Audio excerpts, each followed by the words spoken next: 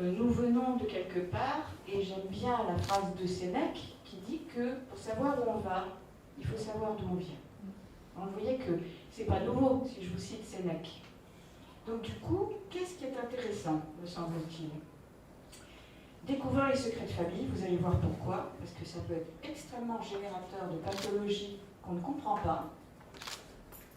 Être fidèle à ses ancêtres, personne ne demande d'être infidèle, mais surtout créer, générer sa propre vie en respectant la mémoire et en faisant du neuf. C'est ça qui est intéressant.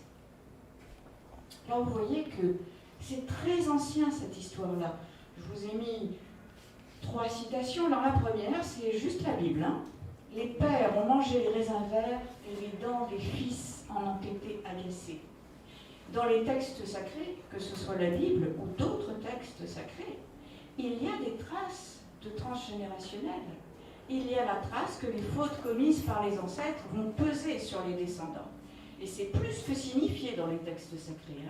Je connais des gens qui disent « Ouais, mais bon, tout ce qui est la religion, bof, bof, bof ».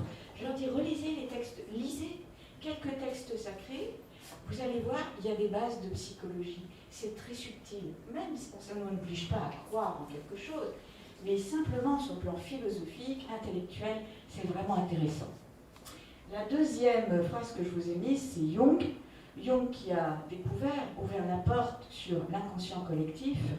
C'est une merveille, l'inconscient collectif. Moi, ça m'a ouvert un espace psychique énorme. Il disait, tout ce qui ne remonte pas en conscience revient sous forme de destin. Bien vu, monsieur Jung. Aujourd'hui, c'est prouvé. On va le voir avec l'histoire de l'ADN et la transmission des traumas dans l'ADN. En dernier, Papa Freud, il disait, tout ce qui n'est pas exprimé ressort imprimé. Pas imprimé sur un papier, vous l'aurez compris. Non, imprimé dans la mémoire, imprimé dans l'ADN. Et même si Freud ne l'a pas travaillé, Freud savait très bien que ça devait être travaillé. Simplement, il était déjà en train d'inventer la psychanalyse, il était déjà en train de faire découvrir tout le potentiel de l'inconscient, il ne pouvait pas tout faire, chacun sa place. Mais vous voyez bien que depuis la nuit des temps, c'est ressenti, c'est compris, mais ça n'a été élaboré finalement qu'assez tardivement, je dirais à partir des années 70. Alors vous me direz, mais ça fait 50 ans.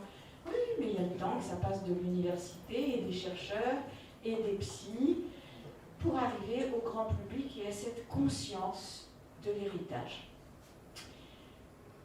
D'autant plus, je fais une petite parenthèse, j'ai beaucoup de jeunes à mon cabinet qui me disent « Oui, mais on s'en fout des histoires de nos grands-parents ». Je dis « Mais tu sais, c'est très intéressant de savoir où est ta place dans le clan familial. Est-ce que tu vas faire de ta vie par rapport à ce qu'ont pu faire tes ancêtres ?» Alors, juste quelques notions de base, même si vous connaissez déjà, c'est intéressant de mettre du sens sur les mots. Qu'est-ce que c'est que l'intergénérationnel, c'est les interactions. Les interactions entre les parents et leurs enfants, les grands-parents et leurs petits-enfants, c'est les interactions. C'est très bien, l'intergénérationnel, parce que plus on parle, plus on peut naviguer à vue. Enfin non, naviguer en sachant où on va, justement. Le transgénérationnel, eh bien, c'est justement ce qu'on va trimballer d'une génération à l'autre, en sachant plus ou moins, en ayant de bonnes ou de mauvaises informations, sur ce que finalement a animé dans les profondeurs notre lignée. Et l'épigénétique, eh bien, c'est cette merveille, l'épigénétique, qui est cette science récente.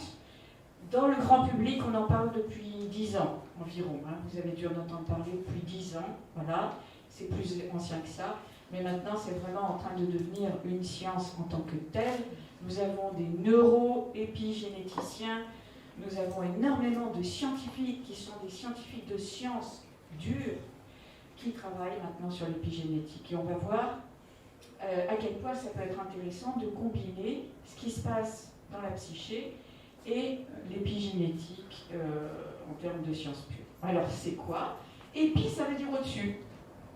Pour faire très très simple, l'épigénétique, c'est la découverte que, effectivement, notre ADN trimballe des informations, au moins sur 4 générations, ça c'est prouvé, mais que l'extérieur, notre vie, nos décisions, nos pensées, notre façon de vivre, vont avoir une influence et modifier l'expression de nos gènes. Et ça, c'est formidable.